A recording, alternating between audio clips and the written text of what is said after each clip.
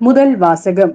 திருத்தூதர் பணி அதிகாரம் 28, திருவசனங்கள் 16 முதல் 20 மற்றும் 30 முதல் 31 வரை. நாங்கள் ரோமைக்கு வந்தபோது பவுல் தனி வீட்டில் தங்கியிருக்க அனுமதி பெற்றுக் கொண்டார். ஆனால் படைவீரர் ஒருவர் அவரை காவல் காத்து வந்தார். 3 நாள்களுக்கு பின்பு பவுல் யூத முதன்மை குடிமக்களை தம்மிடம் வரவழைத்தார். அவர்கள் வந்து கூடிய பின் அவர்களை நோக்கி, சகோதரரே, நான் உம்முடைய மக்களுக்கு எதிராகவோ மூதாதையரின் மரபுகளுக்கு எதிராகவோ எதுவும் செய்யவில்லை. எனினும் எருசலேமில் நான் கைது செய்யப்பட்டு ரோமையரிடம் ஒப்புவிக்கப்பட்டேன். அவர்கள் என்னை விசாரித்த போது மரண தண்டனைக்குரிய குற்றம் எதுவும் என்னிடம் காணாததால் என்னை விடுதலை செய்ய விரும்பினார்கள். யூதர்கள் அதனை எதிர்த்து பேசிய போது, நான் சீசரே, என்னை விசாரிக்க வேண்டும் என்று கேட்க வேண்டிய கட்டாயத்திற்கு உள்ளானேன்.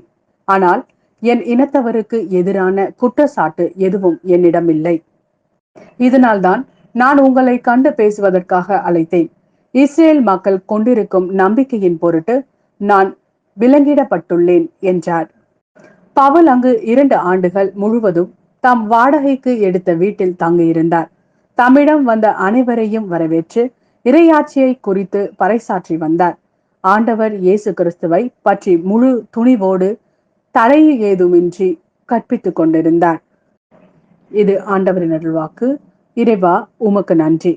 யோவான் எழுதிய நற்செய்தி அதிகாரம் 21, திருவசனங்கள் 20 முதல் 25 வரை. பேதுரு திரும்பி பார்த்தபோது இயேசுவின் அன்பு சீடரும் பின்தொடர்கிறார் என்று கண்டார். இவரே இரவு உணவின் போது இயேசுவின் அருகில் அவர் மார்பு பக்கமாய் சாய்ந்து கொண்டு, ஆண்டவரே, உம்மை காட்டிக் கொடுப்பவன் எவன் என்று கேட்டவர். அவரை கண்ட பேதுரு இயேசுவிடம், ஆண்டவரே, இவருக்கு என்ன ஆகும் என்று கேட்டார். இயேசு அவரிடம், நான் வரும் வரை இவன் இருக்க வேண்டும் என நான் விரும்பினால் உனக்கு என்ன? நீ என்னை பின்தொடர்ந்து வா என்றார். ஆகையால் அந்த சீடர் இறக்க மாட்டார் என்னும் பேச்சு சகோதர சகோதரிகளிடையே பரவியது. ஆனால் இவர் இறக்க மாட்டார் என இயேசு கூறவில்லை. மாறாக, நான் வரும் வரை இவன் இருக்க வேண்டும் என நான் விரும்பினால் உனக்கு என்ன என்றுதான் கூறினார். இந்த சீடரே இவற்றுக்கு சாட்சி. இவரே இவற்றை எழுதி வைத்தவர். இவரது சான்று உண்மையானது என நமக்கு தெரியும். இயேசு செய்தவை வேறு பலவும் உண்டு. அவற்றை ஒவ்வொன்றாக எழுதினால் எழுதப்படும் நூல்களை உலகமே கொள்ளாது என கருதுகிறேன்.